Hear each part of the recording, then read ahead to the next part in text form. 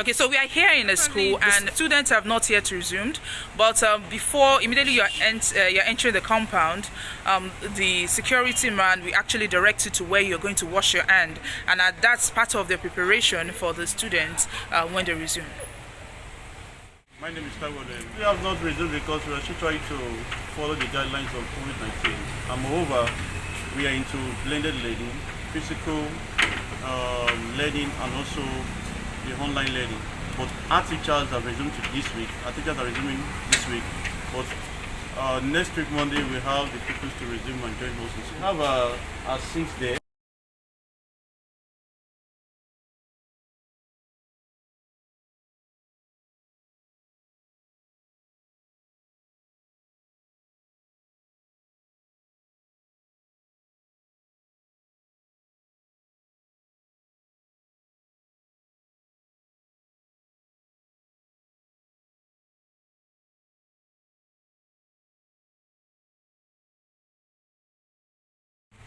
Okay, so we are here in a school and students have not yet resumed, but before immediately you're entering the compound, the security man will actually direct you to where you're going to wash your hand.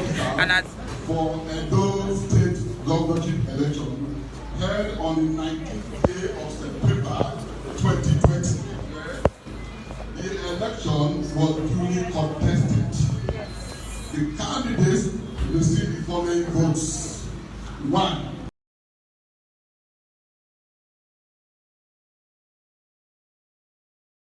Hello and welcome to Vanguard Live. Today in the news, my name is Damlola Ogunshake, and today I'm with my co-host Precious Chukudi. And of course, we'll be reviewing and analyzing the front pages of the papers, and I'll be starting with the front page of Vanguard.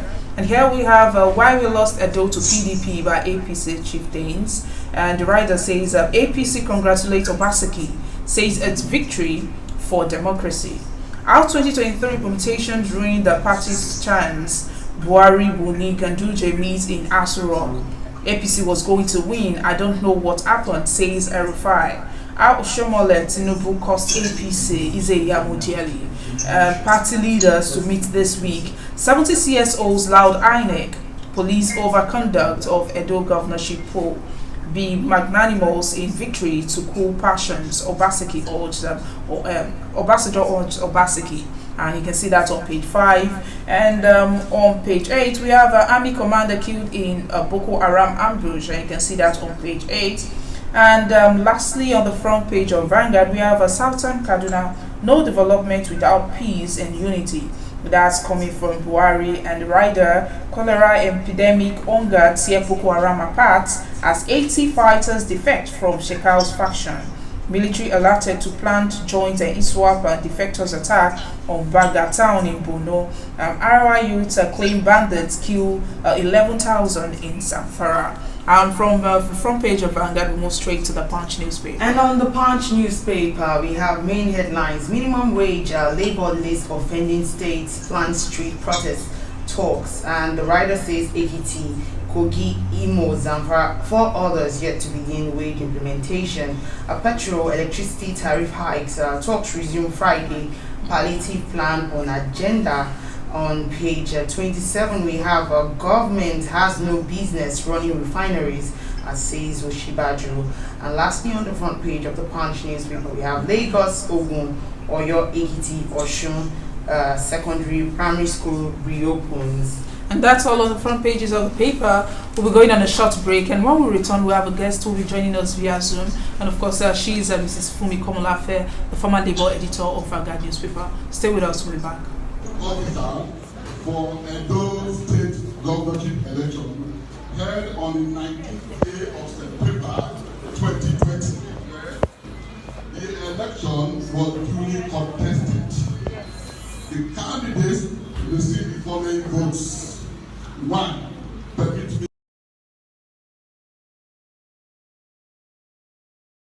If you're just joining us, this is Today in the News on Vanguard Live.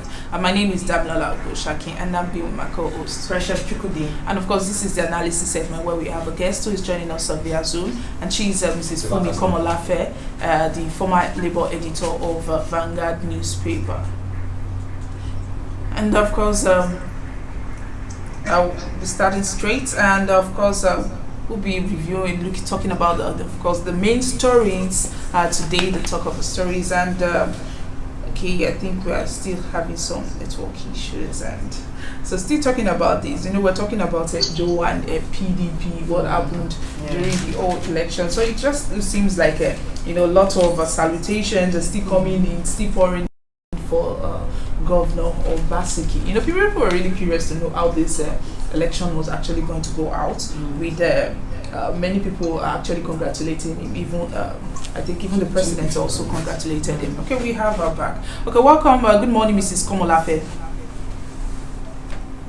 Good morning, ladies. How are you doing today? Good, ma. And of course, let's go to, of course, the matter of today. It seems that the 3 months of rigorous, testy, and of course, acrimonious campaigns that heated up the polity has finally ended. And of course, PDP's Obaseki has, of course, was returned as the winner. What was actually your thoughts on the old election that went on Saturday?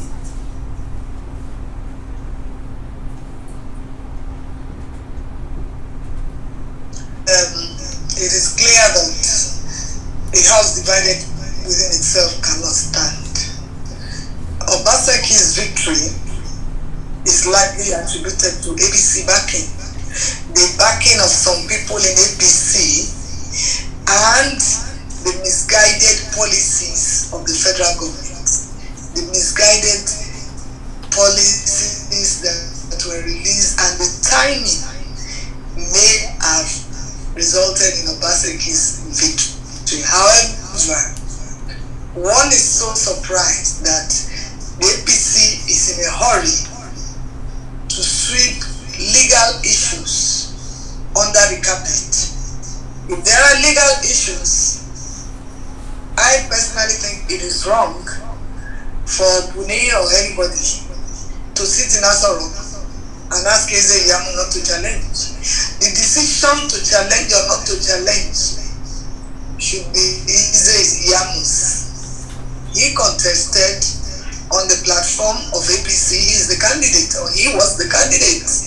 So I think the final decision should be his. But clearly you can see that some elements within the APC, out of envy or hatred for somebody, decided to work against their party. And this is not new.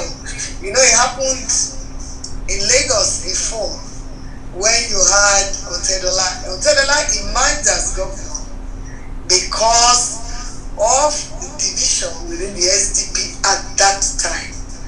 I think this is what has replayed itself here in Edo. That's my time. Okay, so why do you actually think they are legal matters? Because according to APC, of course, people from APC, they are saying it's a victory for democracy.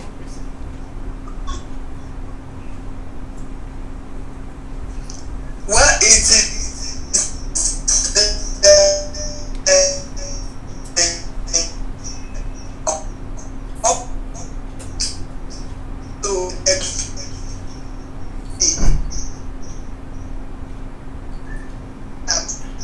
election issues are time bound. What to contest or apply for primary nomination in two parties for the same election. That's an issue. Apart from other issues that the APC may have, which I don't know because I'm not a member of the APC in the state.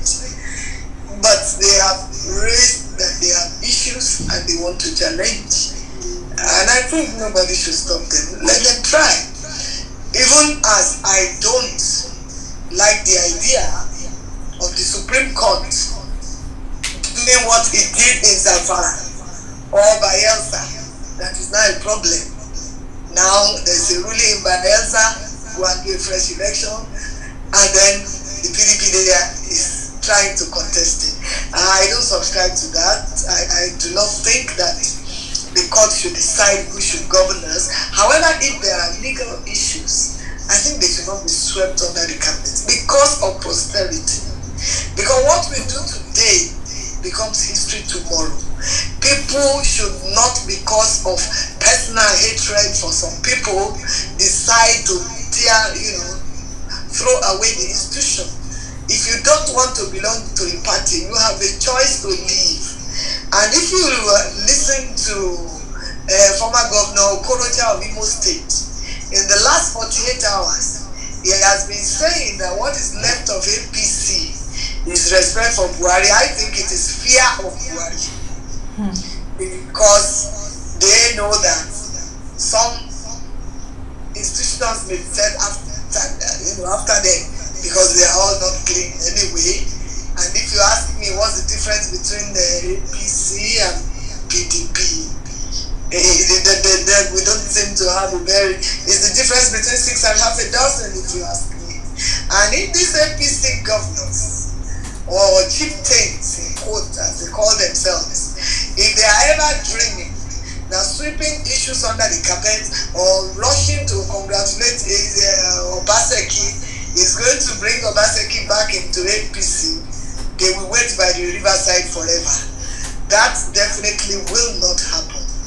Okay, so let's just look at what Nigerians are saying. Some of them are saying that the PDP APC losing to PDP was actually planned from their side. That it's a battle between the election was actually a battle between the North and the South, and the main reason for them losing this thing was for them to actually indirectly affect Tinubu's presidential ambition for 2023.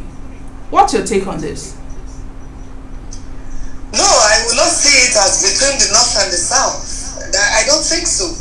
Because you still have some very progressive governors who are real, and I'm not talking about the fake ones. You still have some very good progressive governors from the northern part of the country. Yes, it may look like it's an attack on Tinubu, and Oshiomhole is seen like the John the Baptist. Therefore, to get at the Messiah, cut down the John the Baptist. That's the way some of them have seen it, and they are looking at it that way. But I would dare say that they are so short-sighted. They are so short-sighted because the way events unfold, a lot of things will happen before even 2021. 2023 is just too far away.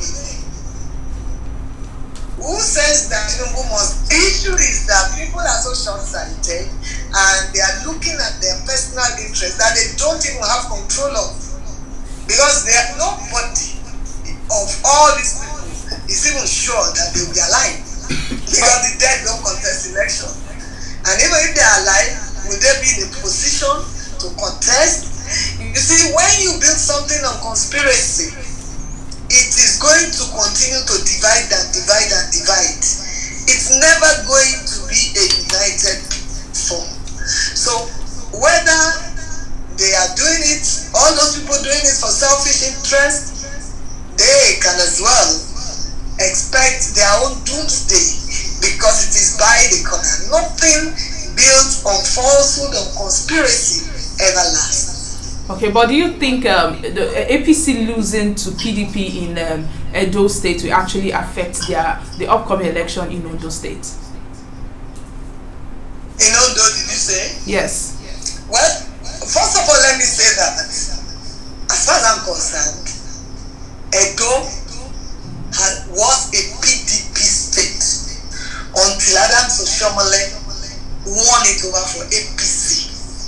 And since they have decided, to give it back to PDP, they forget it. They will never.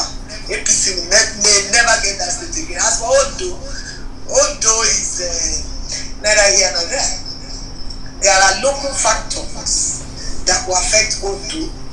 Don't forget that Ita Jegene, who is coming from the PDP, is from Akure, and Akure town, the capital of Ondo State, has never produced a governor. And Akure has the largest concentration of voters. To the credit of Aketi, there are a lot of people who feel that he has not done well as the governor. There's nothing can't compare his tenure with Mimiko's tenure. However, Aketi has been able to galvanize the APC support for itself, and even taking a bit of PDP. But this is neither here nor there.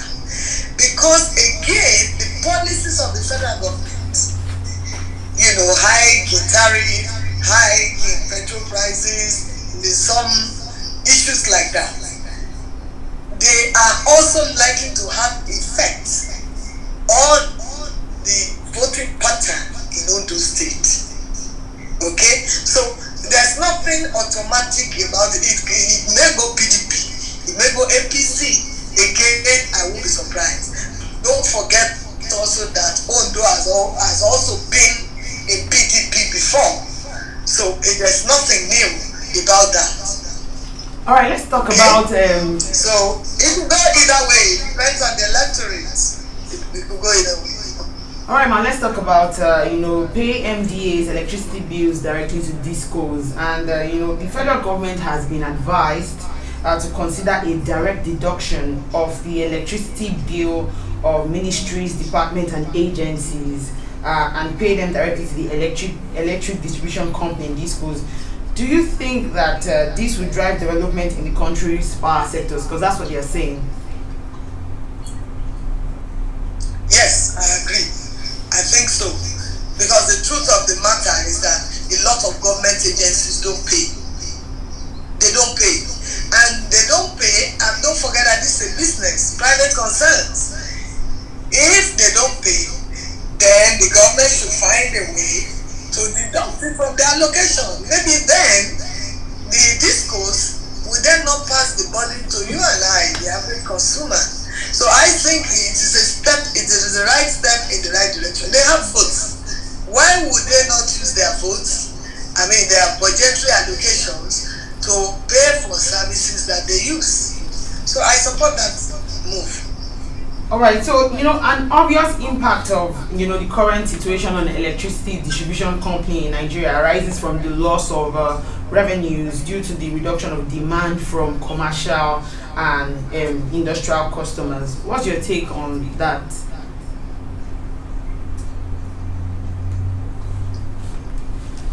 Hello, ma. Hello, ma. I think we're experiencing it. Hello. Yes. No, I didn't quite get your question. Okay, I said Can that. you repeat your question? Yes, I said an obvious impact of the current situation on electricity companies in Nigeria arises from the loss of revenue due to the reduction of demand from commercial and industrial consumers. What's your take on the loss of revenue? Well, there shouldn't be loss of revenue if we have enough to distribute and the commercial entities, like government agencies, pay for what they use. Perhaps the way to go about it is for the discos to find a way of generating power to the industrial sectors and commercial businesses at a rate that is reasonable and profitable for them. Don't forget that this is business. They are not in business for loss, they are in business for profit. And the more profits they make, the more they reinvest. So I think that it shouldn't be a loss. There should be a way that they don't record losses. There should be a way of managing this to the benefit of the discos and the industrial sectors that make use of this power. Okay, let's talk about federal government banning tankers with 45,000 liter capacity from lifting petroleum products in the country. It seems this is really affecting the fall in the country. What do you have to say about this ban?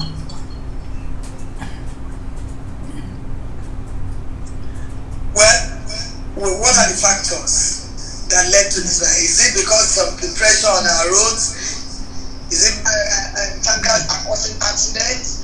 The truth of the matter, yes, to an extent, that's the right policy, provided that we have a real system that can convey this. In other countries, you see that these tankers or the tanks, fuel tanks, they are moved by rail, and that is going to, provided we are able to put that in place, it will be for the benefit of all of us. There will be an end to tankers spilling and lives being lost and unnecessarily and accidents, but we have to get it right by putting in place a rail system that can transport this. Otherwise, we're going to face acute fuel shortage in some parts of the country.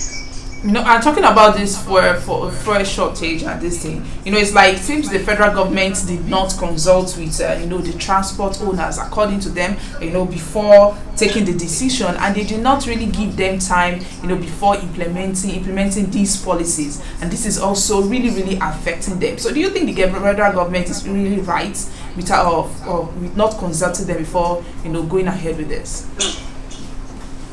No, definitely not. The federal government ought to have discussed it with them. Consultation is key.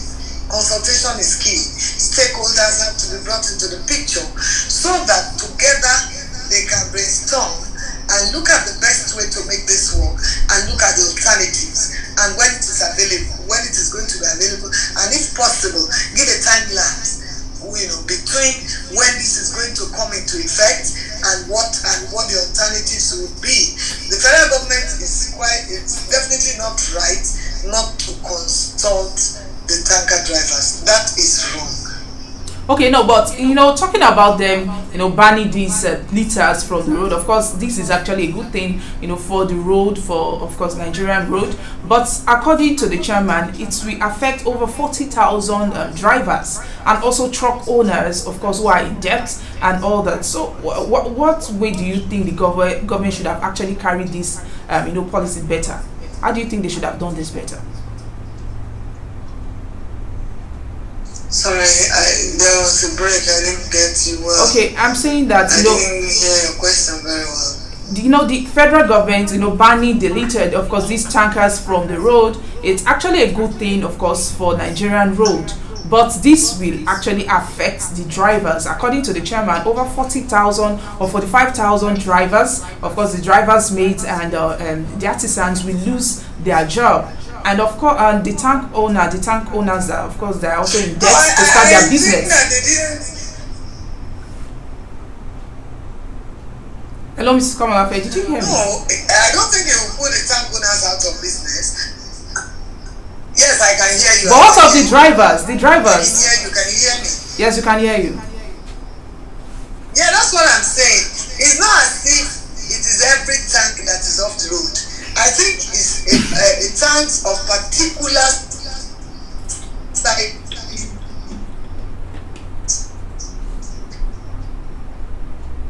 I think we're having breaking. It's going to result in some form of job losses for some drivers, but some will still keep theirs. Okay? So as for the tank farm owners, I don't think they will record any loss. I don't think so. But I don't think so. But some reforms usually come at a cost, whether we like it or not. If you have reforms, some things must give way. But we are still talking about unemployment rate in Nigeria, and people are still and these people also lose their job again. So how do you actually think this whole thing will work out without affecting the average Nigerians? Look, unfortunately, people lose jobs every day. This is not right. I agree with you. The government. That's why we are saying that the government should have held a meeting with the stakeholders. Probably a meeting, a dialogue, if you like, would have taken care of some of these issues, and it will be what can be done. Don't forget that the tanker drivers also can introduce shifts. Because what is the cause of some of these accidents that you have? You have one driver driving from Lagos to Maiduguri and back from Maiduguri to Lagos, and then he falls asleep on the way, and then there's an accident and lives are lost. Fuel is spilled on the road. With a lot of consultation and brainstorming, there will be answers to some of these issues. It is possible to do it in such a way that the job losses, if any, will be minimal. Okay. All right, ma. Let's look at the COVID-19 protocol guidelines, and schools have resumed, obviously, and parents still have the fear of releasing their words to school. Also, PTF also have their fears of will schools, abide to these guidelines. And, I want to ask you, do you think that there is an increasing disregard from people on the measures to protect themselves on COVID? Well, we can't keep the children at home forever. That is the reality. However, parents have a duty to equip. If you send your child to school, you have a duty to equip the child with face masks, hand sanitizers, and the school authorities are supposed to adhere to COVID-19 guidelines as stipulated by the federal government and the state governments. We pray that there will not be a spike, but for us not to have a spike in this, we have to adhere to all the preventive measures. And don't forget that, for instance, in Lagos State, crèches are not open, not kindergartens, they are still kept at home. But we cannot keep our children at home forever. That is the truth. Because the devil finds work for idle hands. Again, even the schools that are reopening, don't forget, I have seen that some of the schools are saying that it is not every day that the child will come to school. Some are going to introduce on and off days. In other words, there are days for online classes, there are days for physical classes. This won't be forever. As soon as God in His mercy is able to take away this COVID-19, we'll return back to our normal lives. But for now, we just have to find a way to adjust and make the best of the situation without encouraging the spread of this. Okay, you spoke about online classes. Do you think that the online classes are really very helpful for the children? Because, we don't have great network system in the country, and some of the children, they are not, I think it's not something that we're used to growing up with, having your teacher teaching you via, maybe a device and something like that. Do you think it was really very helpful for the children while they stayed at home? It's actually not the best, but it's better than nothing. But the truth of the matter is that the vast majority of the people, when I say vast, children of some middle class and lower classes of society did not benefit.